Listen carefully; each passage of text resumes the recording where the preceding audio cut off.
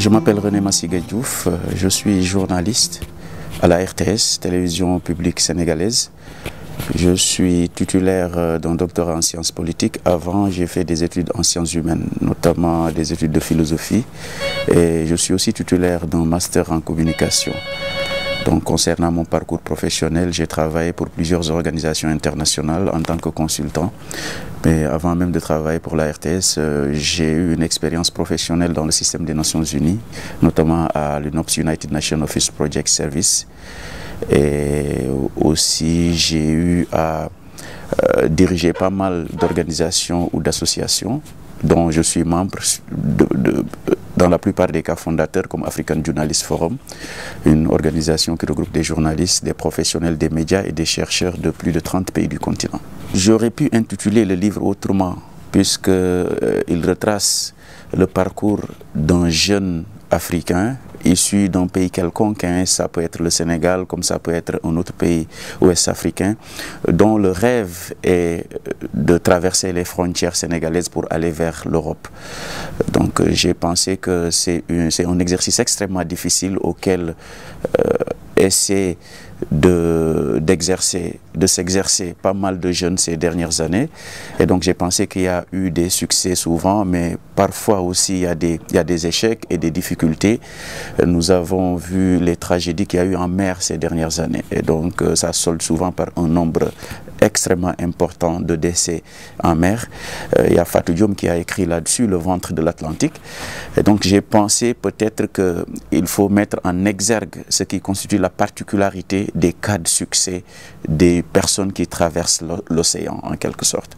Et donc le sort y est pour quelque chose, c'est pour ça que je l'ai intitulé Sort. Maintenant j'ai aussi emprunté une métaphore à la menuiserie qui est la scie.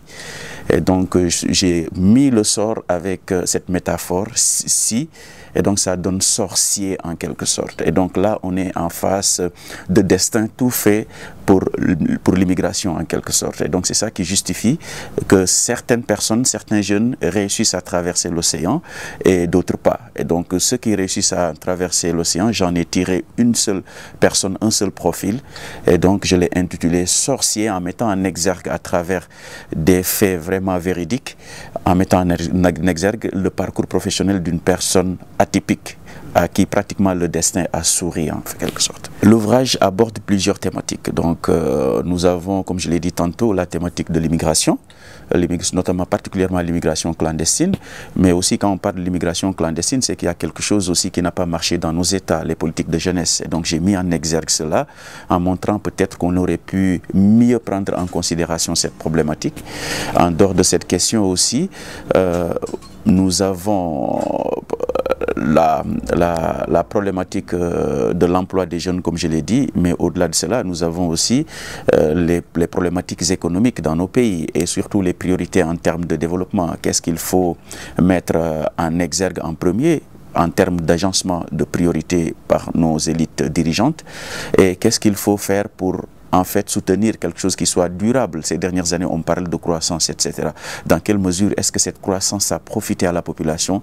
Dans quelle mesure est-ce que cette croissance a contribué à résorber le gap, notamment en termes de chômage, etc. Donc j'aborde ça, étant spécialiste des questions de géopolitique et de relations internationales également. J'ai abordé les questions de coopération, donc de coopération dynamique d'État à État, liées un peu à cette gestion de l'immigration. J'ai aussi abordé les questions de diplomatie aussi, donc, dont je suis aussi spécialiste, je travaille particulièrement sur cette question. Et donc pas mal de thèmes connexes et adjacents comme ça que j'ai eu sur lesquels j'ai travaillé, j'ai mis particulièrement le doigt.